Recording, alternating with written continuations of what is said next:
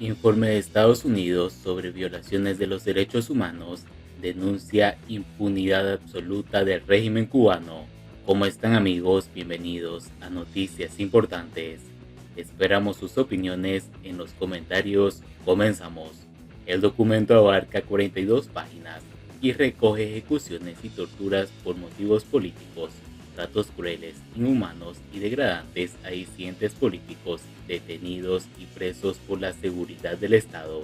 El Departamento de Estado de Estados Unidos publicó el día lunes sus informes de países sobre las prácticas de los derechos humanos en 2022 y subrayó la impunidad absoluta de las autoridades cubanas en su ejercicio sistemático de la represión a la disidencia y el activismo en Cuba. Cuba es un estado autoritario, comienza estableciendo el documento en su resumen ejecutivo. La Constitución de 2019 codifica que Cuba sigue siendo un sistema de partido único en el que el Partido Comunista es el único partido político legal. La llegada al poder del títere castrista Miguel Díaz-Canel, designado por el dictador Raúl Castro, no fue legítima, sostuvo el Departamento de Estado. Las elecciones que sirvieron de máscara para el traspaso de poder no fueron libres, justas ni competitivas. Tras describir el organigrama y funciones de las instituciones represoras del régimen, el informe lo hizo responsable, junto al resto de las dirigencias del país, de las sistemáticas violaciones de los derechos humanos de los cubanos, ejecuciones ilícitas o arbitrarias, incluidas ejecuciones extrajudiciales por parte del gobierno, torturas, tratos crueles, inhumanos, degradantes a disidentes políticos detenidos y presos por parte de las fuerzas de la seguridad. Forma parte del catálogo de violaciones. A ellas se suman arrestos y detenciones arbitrarias, prisioneros políticos, represión transnacional contra individuos en otros países, serios problemas con la independencia del Poder Judicial e injerencia arbitraria o ilegal en la privacidad.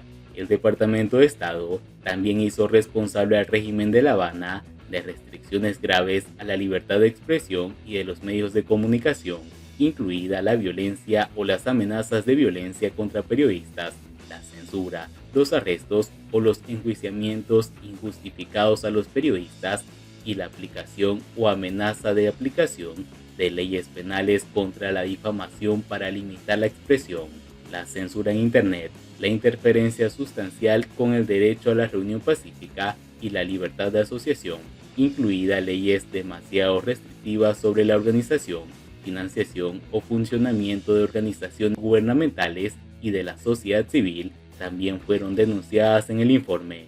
El disparo efectuado el 15 de febrero de 2022 por un policía contra Roldy Polo Pérez y el asesinato en julio del adolescente Zinedine Zidane Batista en el barrio de Condado Sur Villa Clara fueron recogidos por el documento en su primera sección respecto a la integridad de la persona como ejemplos de privación arbitraria de la vida. Asimismo, incluyeron en este apartado el hundimiento por parte de los guardacostas del régimen de la embarcación que transportaba migrantes en Bahía Honda, a consecuencia de cual murieron 7 personas, incluido una menor de edad. En la sección dedicada al respeto de las libertades civiles, el informe puso foco en las leyes que criminalizan aspectos de la libertad de expresión, como el Decreto 349, que faculta al Ministerio de Cultura para regular toda actividad artística y cultural. El 24 de junio, un tribunal condenó al artista y activista Luis Manuel Otero Alcántara, quien había protestado contra las leyes restrictivas como el Decreto 349, a 5 años de privación de libertad por delitos de atentado contra los símbolos patrios, desacato y desorden público. Los cargos datan principalmente de una serie artística de 2019, en la que Otero Alcántara se tomó fotografías de sí mismo envuelto en la bandera cubana, reflejó el documento. De igual forma, incluyeron la violencia y el hostigamiento desatado contra periodistas independientes, a los que se amenaza con cárcel o exilio forzado, como sucedió con 20 reporteros, fotógrafos e ilustradores del Toque. En su detallada relación de violaciones de los derechos humanos en Cuba, el Departamento de Estado reflejó el caso de Joan Di Montiel, el Gato de Cuba, quien fue condenado el 7 de abril a 2 años de prisión por desacato a la autoridad debido a sus críticas a las autoridades y a la dictadura. Los cubanos son privados del derecho a la libertad de asociación, padecen restricciones a la libertad académica, religiosa y de eventos culturales. Tampoco gozan de libertad de reunión pacífica.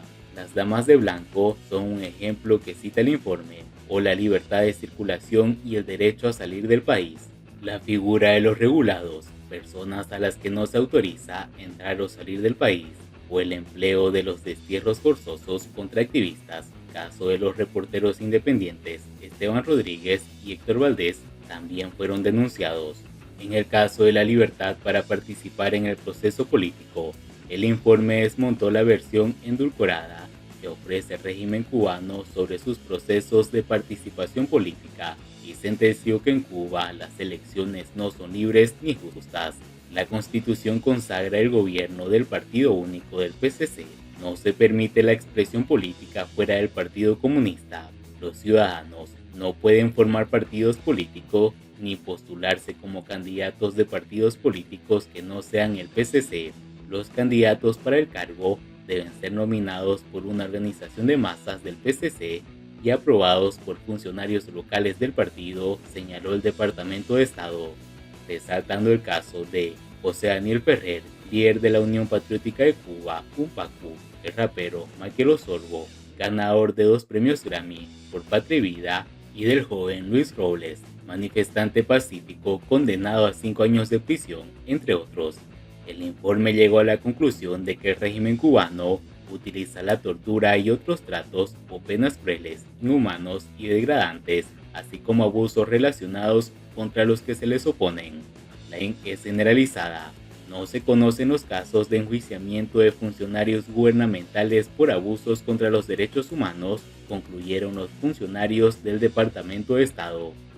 Siguiendo con las noticias, ya opera en Cuba el sistema de pago MIR, la alternativa rusa a Visa y Mastercard. Desde el pasado 13 de marzo, los bancos cubanos han comenzado a aceptar los pagos con tarjetas MIR, un sistema de pago empleado en Rusia. Según la prensa estatal cubana, las nuevas operaciones forman parte del estrechamiento de relaciones económicas y financieras entre Moscú y La Habana. Con las tarjetas MIR, equivalentes en Rusia a Visa o Mastercard, se podría realizar extracciones de dinero convirtiéndolo en rublos en pesos cubanos. Esto favorece las transacciones de turistas y empresarios rusos en la isla y desafía el bloqueo impuesto por Estados Unidos a Cuba desde hace más de 6 décadas, señala una nota parecida en el diario Grama. El sistema de pago establece vínculos entre organizaciones financieras de ambos países, incluyendo a terceros que utilicen esa pasarela, lo que rompe los efectos directos e indirectos de la guerra económica aplicada contra Rusia a través de las sanciones de Occidente y que prohíben importar y exportar bienes y servicios y tecnologías, añade el texto.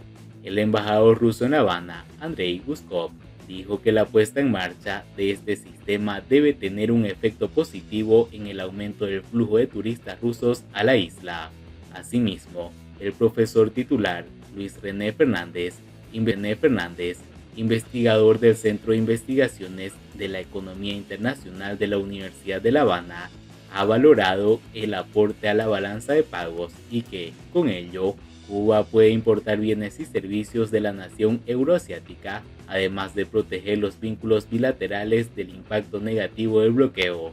En declaraciones recogidas por Grama, Fernández explicó que el sistema de pago MIR constituye un paso fuera del sistema SWIFT y podría favorecer la incorporación de Cuba a un método de transacciones en el momento en el que se generalice, sea dentro de BRICS, Brasil, Rusia, la India, China y Sudáfrica, o otros mecanismos alternativos creados para escapar al predominio del dólar y de todo su sistema de medidas económicas coercitivas y unilaterales.